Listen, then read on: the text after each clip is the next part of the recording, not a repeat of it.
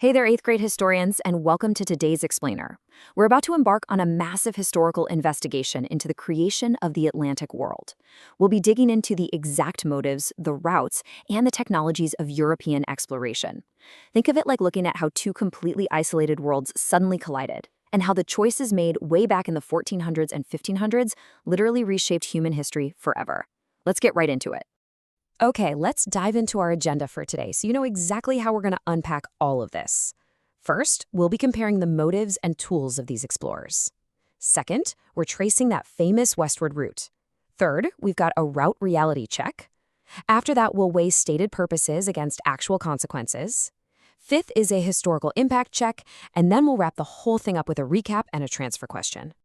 All right, Section 1, comparing motives and tools, or why and how they sailed. Because, before we can even begin to grasp what happened when these worlds collided, we really need to understand exactly why nations like Spain and Portugal were willing to risk it all on the incredibly dangerous, unpredictable ocean. Like, what was actually pushing them out there? To figure that out, we have to look at the intense rivalry between Portugal and Spain. Portugal actually took an early lead here. But interestingly, they didn't really want to conquer massive land masses at first. Nope, they wanted a trade empire. So by navigating the coast of Africa, they set up strategic trading posts, started growing really profitable sugar on Atlantic islands, and gained unrivaled control of nautical routes. Now consider Spain. In 1492, King Ferdinand and Queen Isabella had just finished the Reconquista, which was the centuries-long Christian conquest of the Iberian Peninsula to drive out Islamic rule.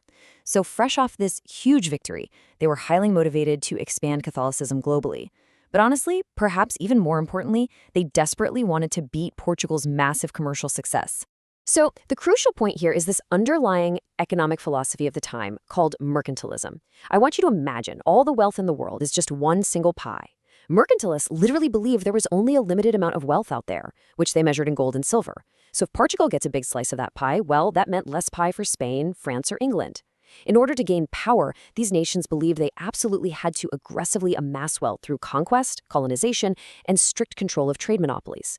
It was this frantic, zero-sum competition for resources that really drove European monarchs to look across the ocean. But hey, having a motive just isn't enough, right? You need the actual means to do it.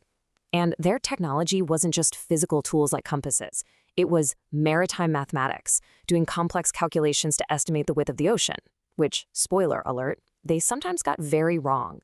It was also tactical, like sailing in 3-ship fleets, such as the Niña, Pinta, and Santa Maria, to make sure they had backup and enough cargo space. It was military architecture, too. Take Portugal's Elmina Castle on the coast of Africa.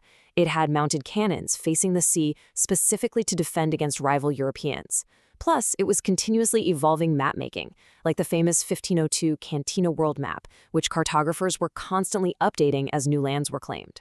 Moving right along to Section 2, tracing the westward route.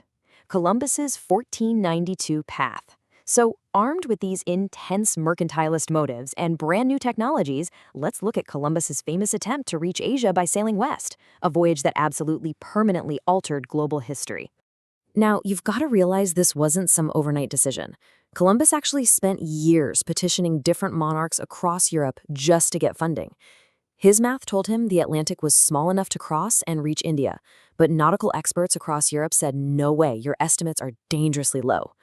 Finally, after 3 long years of pitching this idea, the Spanish monarchs, who were riding high on confidence from the Reconquista, agreed to take the gamble.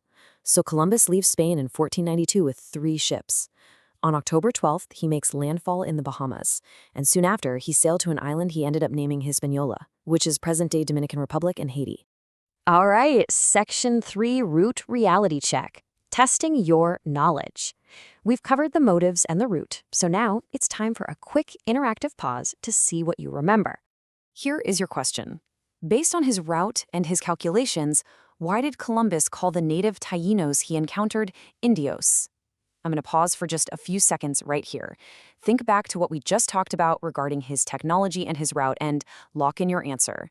Okay, here's the answer. He called them Indios because his mathematical estimates of the Earth's size were drastically wrong. He literally had no idea the Americas were even there. Because of his flawed technological calculations, he fully expected to land in Asia, specifically the East Indies, and he believed he had successfully done exactly that. This massive geographic misunderstanding permanently shaped history, and it's actually what gave rise to the term Indian for native peoples of the New World.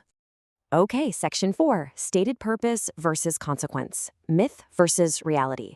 We are now shifting into probably the most complex and fascinating part of our explainer, comparing what these explorers claimed on paper with the very real, often devastating consequences happening on the ground. To really get this, we need to understand a specific type of primary source called the probanzas de méritos, or proofs of merit. Essentially, these were reports and letters written by Spanish explorers in the New World, sent directly back to the Spanish crown, and their specific goal?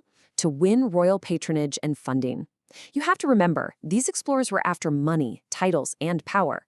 So these letters are notoriously tricky for historians.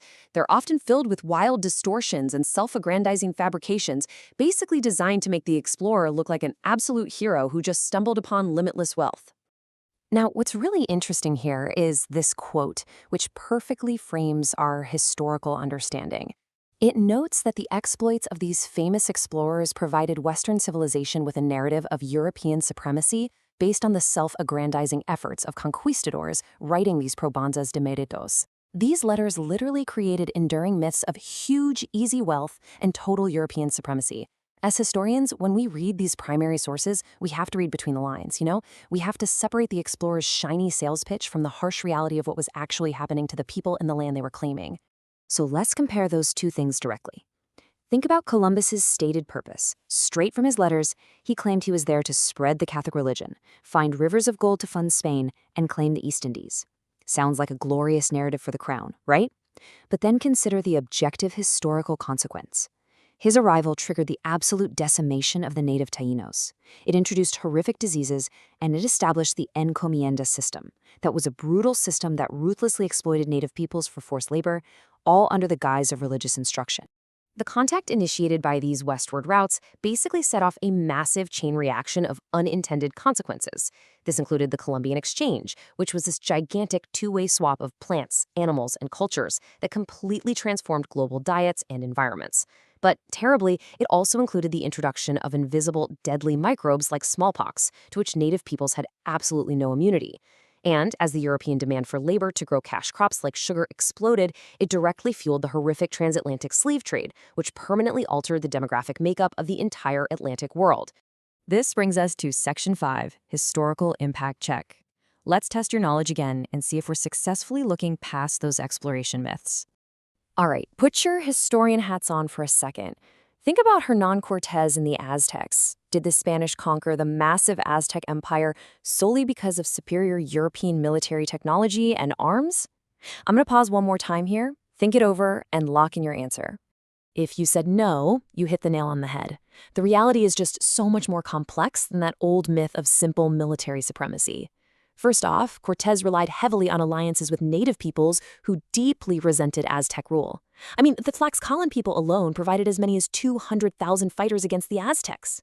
Second, disease played a horrifying role. Smallpox absolutely devastated the city of Tenochtitlan, doing far more damage than Spanish swords ever could. And third, communication was key. Cortés relied completely on crucial translation help from a Nahua woman named Melinson. Without her intelligence in translation, the Spanish literally couldn't have communicated or formed any of those vital alliances. And finally, Section 6, Recap and Transfer. Tying it all together. We have covered a tremendous amount of ground today. Let's bring all these big ideas together, the causes, the journeys, and the huge effects, and see exactly how they apply to the bigger picture. This recap brilliantly illustrates our entire journey today. Just think about the initial sparks. The intense economic pressure of mercantilism, that massive royal rivalry between Spain and Portugal, and the powerful drive to spread religion. These motives, combined with newly evolving navigation tools, are what pushed explorers westward in the first place. But then, look at the monumental outcomes: the creation of global commodities, the tragic, devastating spread of diseases, and the complete reshaping of the Atlantic world as they knew it. Which leaves us with this final, really provocative question to think about. How does understanding the difference between a historical figure's stated goals, their proof of merit sales pitch, and the actual real-world consequences of their actions, help us evaluate modern leaders today? Think about it. When leaders make big promises or state their motives now, how can we use our historical thinking skills to look past the rhetoric and anticipate the real consequences? Keep thinking like historians, always question your sources, and I will see you on the next explainer.